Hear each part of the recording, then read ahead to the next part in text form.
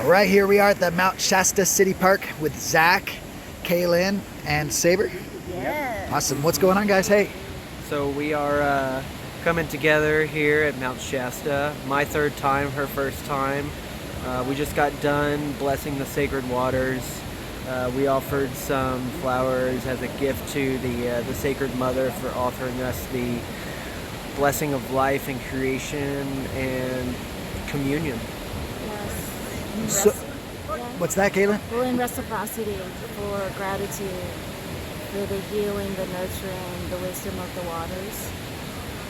So how was that path called to you? Like what was the call to you? I'm sure it's different and maybe it's personal. It is different and it is personal. You keyed in really well to that. Yeah. Because I had a blessing, I had an ask of the sacred waters. You had a what? I had an ask. Oh, wow. A blessing, a request from the sacred waters. Yeah. And then after I made my gift of flowers, my expression of gratitude for the space that the water was holding for me, I asked the waters to heal the broken parts of me, and I asked the waters to heal the broken parts of my partner, so that when we come together, that there's no more brokenness when we're together. Wow. We all have trauma, you know? Yeah. We all go through struggles in our life, and we all have to honor that path, that journey, in order for us to truly grow and become a full-fledged spiritual being in our truest and most honorable essence. So you're saying not to just deflect off of those traumas, maybe? No, to sit with them, Yeah. to accept them and accept what they've made you, because all of those special, different, unique parts are who you truly are, your authentic self, and that's our purpose, is to come here, show up as our authentic self, and share that gift with all the beings that come across our paths. Yeah. So are you two traveling? Is this the stop on the way or is this the destination? This is the stop along the way. Originally, I came out to Oregon, Ashland, specifically for a work trip. I finished a week early, and we had planned to make a journey back from Oregon together, and visiting some very influential in terms of the meaning with co-creation of the land and the spirit, and honoring this sacred place we all call home. I mean, is there ever really a final destination? This is all the journey of life. Yeah. Oh, it's not. It is all the journey. Yeah. So what's it like when you integrate back after one of these trips, and you have all this energy and, maybe not everyone's ready for it, but they need it back in your normal life? What's it like? Is that a process? Did I hit close or? Oh, it's beautiful. I mean, hometown is Houston for us. And I am so grateful and I'm so excited to see just so much expansion in the city. So you're seeing it in progress? Oh, yeah. Absolutely, leaps and bounds. Talk about it. I don't know mean, much about Texas. Houston is a huge city, 6 million. I grew up there.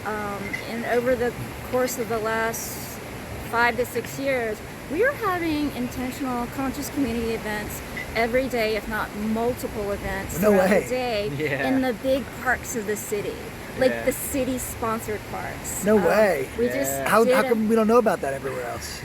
I don't know. Houston's kind of one of those big cities that we're kind of quiet about all the goodness in Houston. You got to kind of come to Houston. Not one to brag. To find out exactly. New York is like very out there, and LA is like, look at me on the West Coast. Houston we're subtle. There. No way. That's so cool. But Wow. it's amazing. I mean, like, we just did an International Day of Yoga event. We had 50 sound healers out at Discovery Green in Houston, a city park, and we had 600 participants doing yoga together. We had a labyrinth meditation walk where those 50, 60 sound healers played crystal bowls and gongs and drums for those walking through the labyrinth. And in partaking in the meditation. And that was like a weekly. That's in the middle of the week on Wednesday. So how do you think over time these can, and how do you think you yourself through your impact can, how do you expect it and want it to like transform the cities and the way the infrastructure works as far as like the way the energies flow, not just the way the roads are set up and all that, but the way that like emotional and spiritual energies flow. What do you foresee, like the impact that you're trying to spread and then your connection to these events? What kind of future do you see and hope to bring about in the city specifically? Well, first and foremost, it starts with ourselves. If we start from ourselves and we be what we want to see in the world around us, that's where the most meaningful impact can actually begin and take root and flourish without any external type of, implementation or any forceful nature of it. You gotta embody that. That's the only way it's sustainable. If you don't embody it, it's just a face. And as soon as you get home, that face is off and it's not you. If you don't embody that, then what you're putting out into the world is a facade. It's an image of something that doesn't truly represent your honorable, most genuine, authentic self. And you said it right away, embodiment.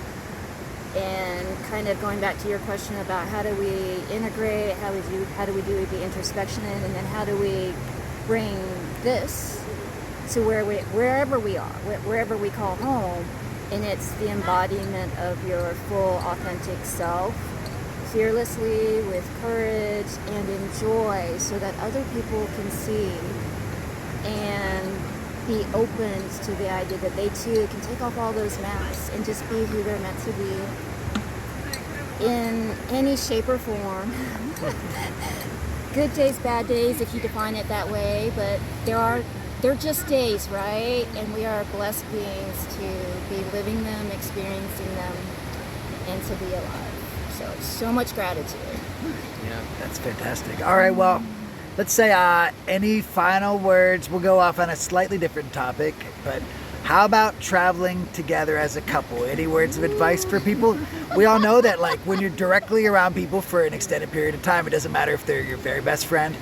Idiosyncrasies can be rough, and is there a way that you'd suggest maybe to manage those energies for people who are couples that maybe are traveling together and navigating that route? That's a great question. Wow. Because the most perfect people are going to have those dynamic issues, right. And we live each other in Houston, but a house is totally different than it's such a small pickup space. truck camper top that we're sharing space in. Yeah. Any tips or tricks you can share?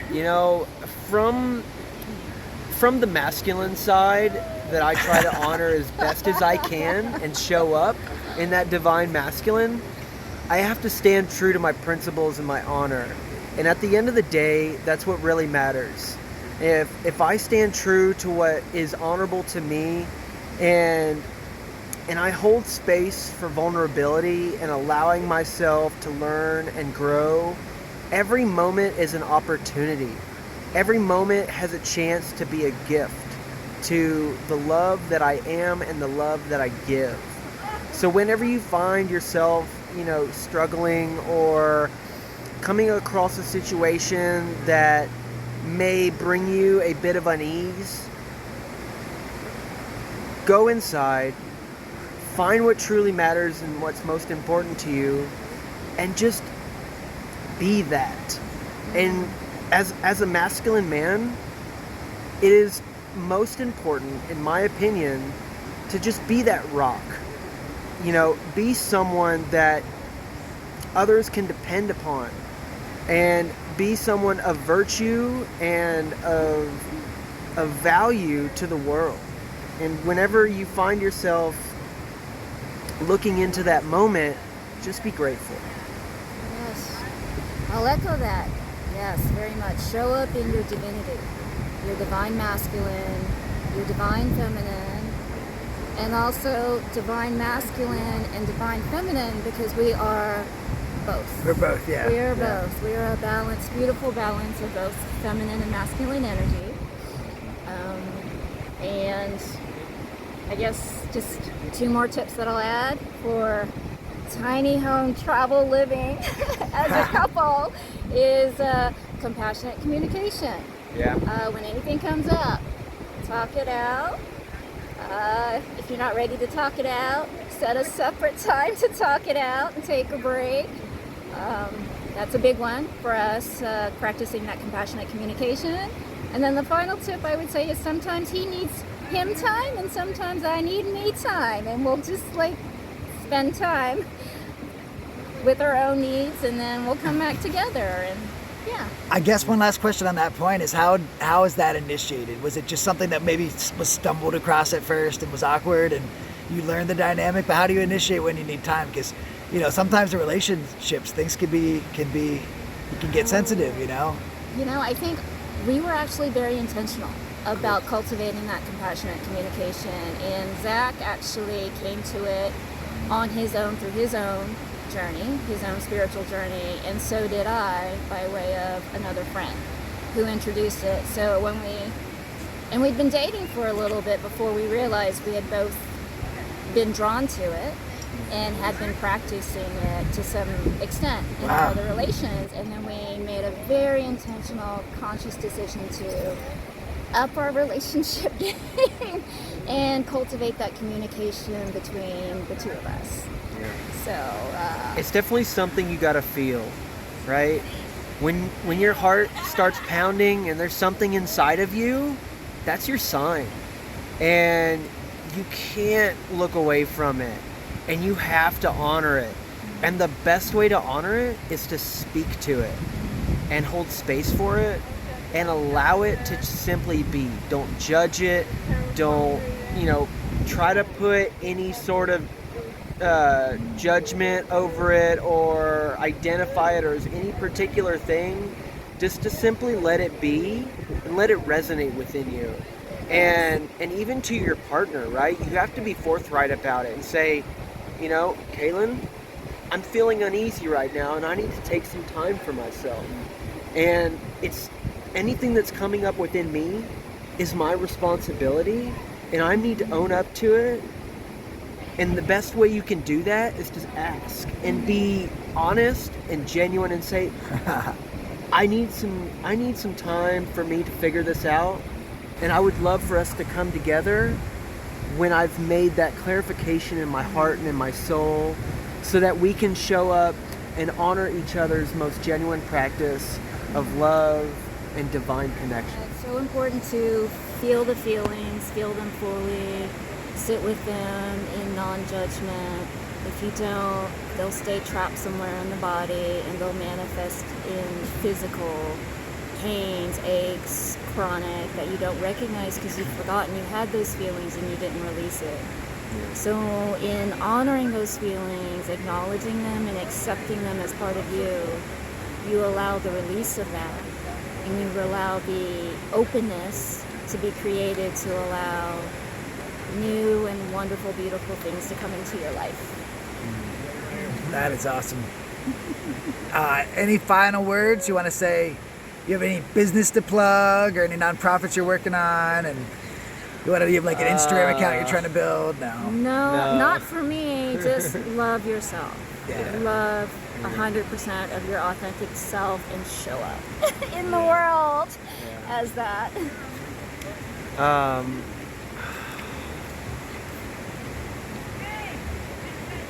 If truth could have a name, it would be infinite.